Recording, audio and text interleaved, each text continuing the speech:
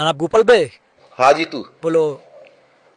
હા ગોપાલભાઈ ઓલો વોરંટ હતો તમારો મહેસાણાનો ઈ આવવાના જ વોરંટ બધા આજકાલમાં. હાથી ભલે ના આવે. એમ નહીં પણ ઓલો હવે નિયમ નીકળ્યો છે ને. શું એલો નિયમ? એ લોકોએ કાંઈક પોર્ટલ બનાવ્યું છે એમાં પોલીસવાળા ઘરે વોરંટ બજાવવા જાય ને પછી આ સાબિતી હાટું પોલીસવાળા ઘરે આવીને ઘરના ફોટા પાડે કે પછી પોર્ટલમાં અપલોડ કરે કે ભાઈ અમે ત્યાં ગયા હતા એમ આને પકડવા એમ. હાથી પાડવા દ્યો ફોટા, એ તો હારું ના પડાય એટલું. આપણે કહેવાનું ભાજપ વાળા મારી પાછળ પડ્યા, બીજું હું. પણ તમે ઘરે નહીં હો ને. હા પણ માજી તો મળશે ને. આપણે કેવા થાય ને કે મારી માને હેરાન કરે છે આ લોકો.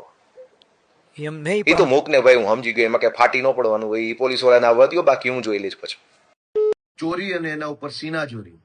હર્ષ સંઘવીએ ગઈકાલે મારા ઘરે પોલીસ મોકલી, મારા પરિવાર સાથે ગેરવર્તન કર્યું અને એ વાતનો મેં ભાંડો ફોડ્યો જગ જાહેર. તો સાંજ સુધીમાં એક બનાવટી એઆઈ ઓડિયો વાયરલ થઈ ગયો. અરે વાહ, તમને બધી ખબર પડી જાય છે. અમે તો આખા વર્ષમાં તમારા ઉપર 100 પ્રકારના મુદ્દા ઉપર આંગળી ઊંચી કરી છે. અમે તમારા વિરુદ્ધમાં કીધું કે તમે ડ્રગ્સના કારોબારની અંદર તમારી આખી પાર્ટી સંડોવાયેલી છે. કેમ અમારો ઓડિયો ના આવ્યો? અમે તો કીધું કે હર્ષ સંઘવી 8 પાસ છે, કેમ ઓડિયો ના આવ્યો મારો એમાં? અમે તો કીધું કે આ ડફોળ છે, કેમ ઓડિયો ના આવ્યો? ડફોળ છે એવી વાતચીતની પુષ્ટિ કરતો. અમે તો કીધું કે દારૂના હપ્તા તમારા ભાજપ વાળા કમાય છે, કેમ ઓડિયો ના આવ્યો? તમારા ઉપર જ્યારે જ્યારે અમે સવાલ ઊંચો કર્યો, સવાલ ઉઠાવ્યો, ત્યારે તો કોઈ ઓડિયો ના આવ્યો કે હા આ વાત સાચી છે. અને જ્યારે મેં એમ કીધું કે મારા પરિવારને હર્ષ સંઘવીએ પોલીસ મોકલીને હેરાન કરવાની કોશિશ કરી છે, તો સાંજે છેક એક બનાવટી ઓડિયો વાયરલ કરવામાં આવ્યો. કઈ વાંધો નહીં, કરો વાયરલ. જનતા બધું જ જાણે છે કે સાચું શું છે ને ખોટું શું છે. સાચી વાત તો એ છે કે અત્યાર સુધીમાં 100 કરતા પણ વધુ એફઆઈઆરો કરી અને હર્ષ સંઘવીએ આમ આદમી પાર્ટીના કાર્યકર્તાઓને જેલમાં પૂરવાનું કામ કર્યું. પણ કઈ વાંધો નહીં, અમે કોઈ તમારાથી ડરતા નથી કે અમે કોઈ તમારાથી કઈ ભાગી જવાના નથી. તમારે અમારી ધરપકડ કરવી હોય તો આ ખુલ્લેઆમ જ ફરીએ છીએ, જ્યારે કરવી હોય ત્યારે કરી શકો છો. ડરપોક કઈ, અમે તમારા જેવા ડરપોક કે કાયર માણસ નથી. અમે તો લડનારા હિંમતવાન માણસો છીએ.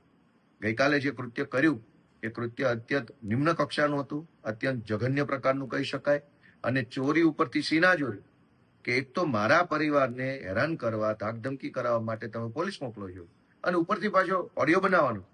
અને ઓડિયો પણ 8 પાસ ને છાજે એવો ઓડિયો છે. કોઈ ડફોળ માણસ, હલકી બુદ્ધિનો માણસ, નિમ્ન કક્ષાની વૃત્તિ ધરાવતો માણસ જેવો ઓડિયો બનાવે એવો ઓડિયો છે. જેમાં કહેવાતો જે કોઈ ભાઈ છે સામેવાળો, એ પાછો મને કાયદાનું જ્ઞાન આપે છે કે હમણાં ઓલો નવો નિયમ આવ્યો છે, એમાં ઘરના ફોટા પાડશે, પછી એ ફોટા અપલોડ કરવા પડે.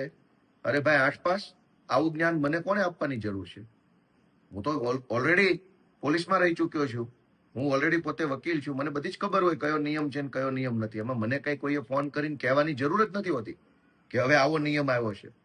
પાછો કહેનારો વ્યક્તિ એમય કહે છે કે બા ઘરે એકલા છે. ઓહો, આટલું બધી ફેબ્રિકેટેડ વાત. બા ઘરે એકલા છે કે નહીં એનાથી પોલીસને ક્યાં આમાં કઈ કે લેવા દેવા છે? અને જાણે તો મને ફોન કરીને પોલીસે આગોતરી જાણ કરી હોય કે તમને ઘરે આવશે, આમ કરશે, તેમ કરશે.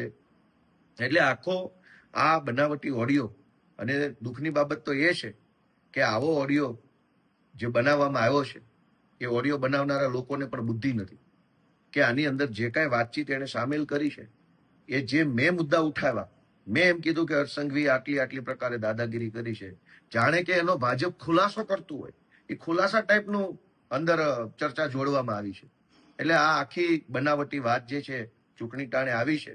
અમે તો કહીએ છીએ કે હર્ષ સંઘવીના આવ્યા પછી ગુજરાતમાં ડ્રગ્સનો વેપાર વધ્યો છે.